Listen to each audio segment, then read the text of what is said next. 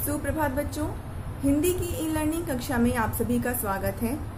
आज मैं आप सभी को हिंदी व्याकरण की पाठ्य पुस्तक से पाठ 3 शब्द रचना नामक पाठ का अध्ययन कराने जा रही हूँ। बच्चों, इस पाठ के माध्यम से हम शब्द के बारे में जानेंगे कि शब्द किसे कहते हैं और शब्द को कितने भागों में बांटा जा सकता है।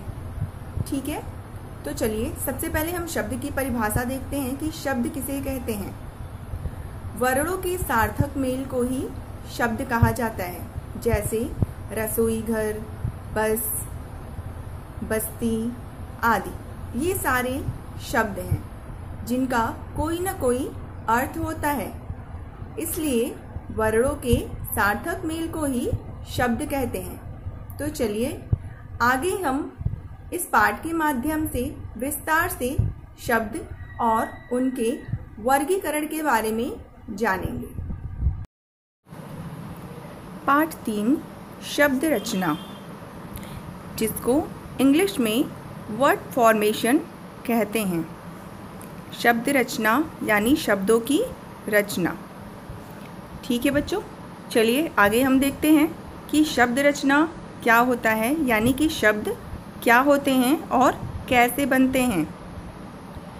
यहाँ पर देखिए कुछ चित्र दिए हुए हैं, जिसमें पहला चित्र है रसोई घर का और दूसरा है बस और तीसरा है लड़की।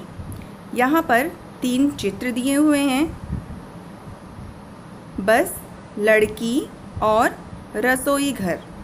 ये तीनों ही शब्द हैं और ये विभिन्न वर्णों के मेल से बने हुए हैं। जैसे यहाँ पर दिया हुआ है बस। अब बस जो है वो किस वर्ड से मिलकर बना है?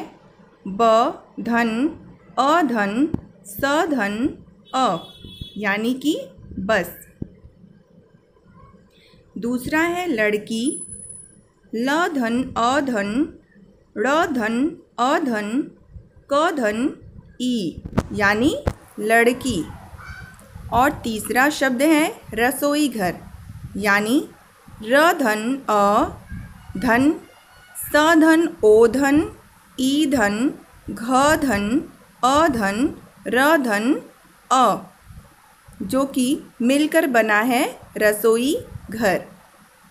देखा बच्चों, आपने यहाँ पर स्वर और व्यंजन वर्णों को अलग अलग रूप में देखा, यानी ये शब्द बनते हैं।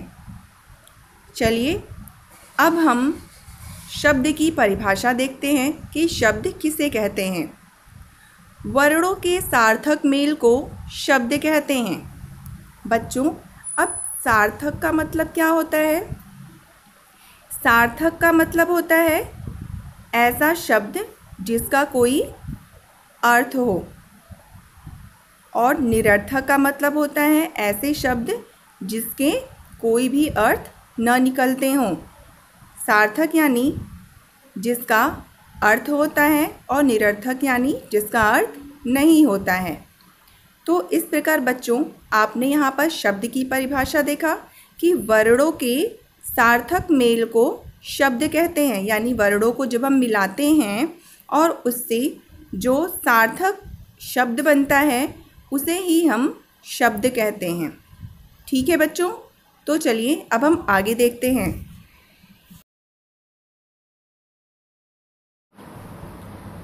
अब हम देखेंगे हिंदी शब्दों का वर्गीकरण। हिंदी में शब्दों को 3 भागों में बांटा गया है, जिसमें पहला है उत्पत्ति के आधार पर, दूसरा है बनावट के आधार पर और तीसरा है प्रयोग के आधार पर। ठीक है, यहाँ पर पहला उत्पत्ति के आधार पर, दूसरा बनावट के आधार पर और तीसरा प्रयोग के आधार पर शब्दों का वर्गीकरण किया गया है। अब हम इनके बारे में विस्तार से आगे देखते हैं।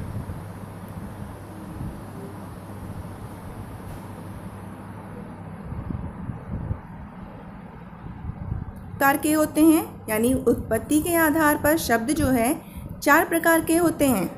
पहला तत्सम शब्द, दूसरा तद्भव शब्द, तीसरा देशज शब्द और चौथा विदेशी शब्द, जिसको कि हम आगत शब्द भी कहते हैं। तो अब सबसे पहले हम तत्सम शब्दों को देखेंगे कि तत्सम शब्द क्या होते हैं। ये शब्द संस्कृत भाषा से आए हैं तथा इनका हिंदी में ज्यों का त्यों प्रयोग किया जाता है, यानी बिना परिवर्तन के हम इन्हें हिंदी में ज्यों का त्यों प्रयोग करते हैं, जैसे सर्प, रात्रि, सूर्य, पुष्प, कार्य आदि। अब हम देखते हैं तद्भव शब्द क्या होता है। तद्भव शब्द संस्कृत भाषा के जिन शब्दों के रूप में कुछ परिवर्तन करके उनका हिंदी में प्रयोग किया जाता है, उन्हें हम तद्भव शब्द कहते हैं। जैसे सांप, रात, सूरज, फूल, काम और हाथ आदि। तीसरा है देशज शब्द। देशज अर्थात देश में उत्पन्न, यानी अब देश में उत्पन्न हुए जो शब्द होते हैं उन्हें हम देशज शब्द कहते हैं। ये शब्द भारत के विभिन्न क्षेत्रों की बोलियों से हिंदी में आए हुए हैं, जैसे पगड़ी, खिड़की, जूता, पैसा आदि। और चौथा है विदेशी शब्द।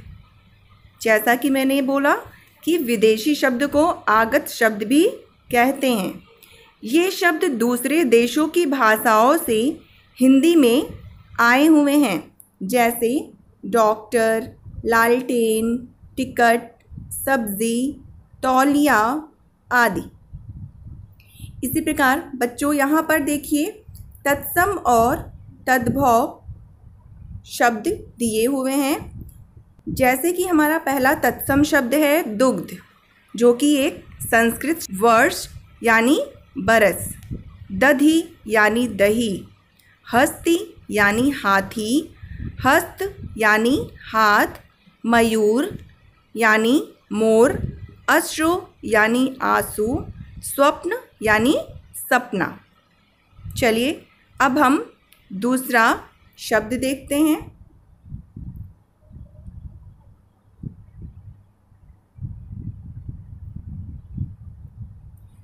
अब हमारा दूसरा रूप है बनावट के आधार पर। अब बनावट के आधार पर शब्द को 3 प्रकार से बांटा गया है। पहला है रूढ़ शब्द, दूसरा है यौगिक शब्द और तीसरा है योग रूढ़ शब्द। अब ये तीनों क्या होते हैं? चलिए तो सबसे पहले हम पहला देखते हैं, जो कि हमारा है रूढ़ शब्द। ये ऐसे शब्द हैं जिनके टुकड़े नहीं किए जा सकते हैं, यानी इन्हें कई भागों में विभाजित नहीं किया जा सकता है। इनके अर्थ जो हैं ये रूढ़ हो गए हैं, जैसे कि घर, सेना, मेला, हाथी, कमल आदि। यानी इन शब्दों को हम तोड़ नहीं सकते हैं, यानी इनके टुकड़े नहीं कर सकते हैं, इसलिए ये शब्द रूढ़ शब्द कहलाते हैं। दूसरा है यौगिक शब्द। यौगिक का मतलब होता है 2 शब्दों को जोड़ना। ये शब्द ऐसे हैं जो 2 शब्दों के योग से बने हैं और इनके सार्थक टुकड़े किए जा सकते हैं, जैसे नीलकमल यानी नीलधन कमल, पाठशाला यानी पाठधन शाला। अब यहाँ पर नील और कमल, पाठ, धन, शाला, इन दोनों ही शब्दों का अपना अर्थ होता है और ये एक सार्थक शब्द है। तीसरा है योग रूढ़ शब्द। ये ऐसे शब्द होते हैं जिनके टुकड़े तो हो सकते हैं, पर उन टुकड़ों का सीधा अर्थ न निकलकर कोई वो टुकड़ों में बांटते हैं, अलग अलग करते हैं, तो इनका सीधा अर्थ नहीं निकलता है, बल्कि एक विशेष अर्थ निकलता है। जैसे पंकज पंक धन ज यानी पंकज, यानी कीचड़ में उत्पन्न होने वाला, अर्थात कीचड़ में कौन उत्पन्न होता है, यानी कि कमल। कमल का फूल जो है वो कहाँ पर उत्पन्न होता है, कीचड़ में, जिसको कि हम पंकज कहते हैं। नीलधन कंठ यानी नीलकंठ, नीलधन कंठ यानी कि नीलकंठ। अब नीलाकंठ किसका होता है, शिव जी का होता है, यानी यहाँ पर एक विशेष अर्थ निकला है। नीलकंठ यानी जिसका नीलाकंठ होता है, तो हमारे दिमाग में तुरंत आएगा कि नीलाकंठ किसका होता है, शिव जी का, इसलिए यहाँ पर एक विशेष अर्थ निकला है। आगे है लंबा धन उदर यानी लंबोदर। अब लंबा उदर किसका होता है, यानी गणेश भगवान का होता है, यानी गणेश जी का उदर जो है वो लंबा होता है। उदर का मतलब होता है पेट। ठीक है बच्चों, इसे हम योग रूढ़ शब्द कहते हैं। अब हम आते हैं शब्द के तीसरे रूप पर, जिसे प्रयोग के आधार पर बांटा गया है, यानी कि प्रयोग के आधार पर शब्द को दो प्रकार से विभाजित किया गया है। पहला है विकारी शब्द और दूसरा है अविकारी शब्द। तो सबसे पहले हम विकारी शब्द के बारे में जानेंगे कि विकारी शब्द क्या होते हैं। विकारी शब्द, इन शब्दों के रूप में लिंग वचन के कारण विकार या परिवर्तन आता है। संज्ञा, सर्वनाम, विशेषण, क्रिया, ये विकारी शब्द होते हैं।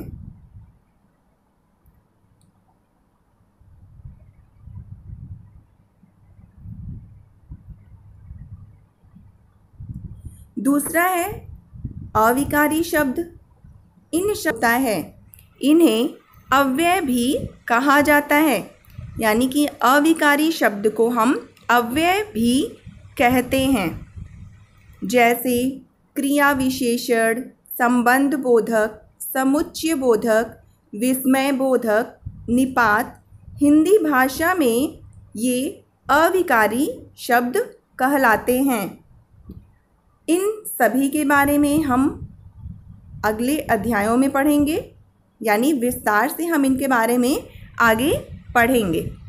चलिए, अर्थ के आधार पर भी शब्दों के यहाँ पर कुछ भेद किए जाते हैं, जैसे पर्यायवाची शब्द, विलोम शब्द, अनेकार्थी शब्द, समरूपी भिन्नार्थक शब्द आदि। इस प्रकार बच्चों, आपने यहाँ पर विकारी और अविकारी शब्द के बारे में भी देखा। चलिए अब हम आगे देखते हैं।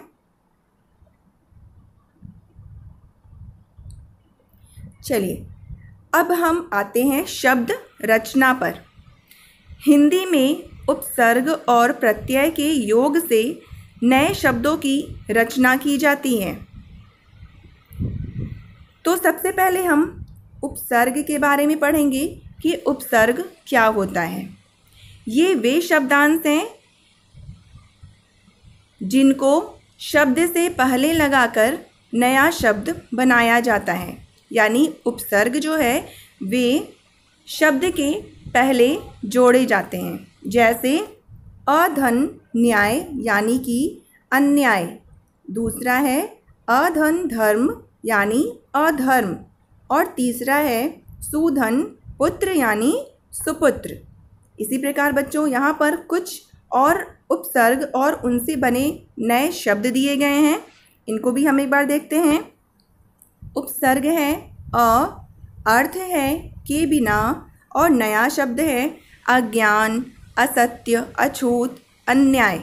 इसी प्रकार अन उपसर्ग है, इसका भी मतलब होता है के बिना, और नया शब्द है अनजान, अनहोनी, अनमोल, अनदेखा। आगे है कु, सु, पर, निर।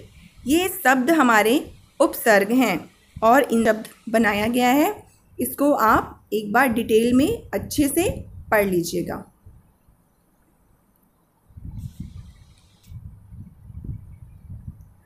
अब हम आते हैं प्रत्यय पर। अब देखते हैं कि प्रत्यय क्या होता है। ये वे शब्दांश हैं जिन्हें शब्द के अंत में लगाकर नया शब्द बनाया जाता है। यानी प्रत्यय शब्द जो है वो शब्द के अंत में जोड़ा जाता है। जैसे सुंदरधन ता, सुंदरता, वर्षधन एक, वार्षिक।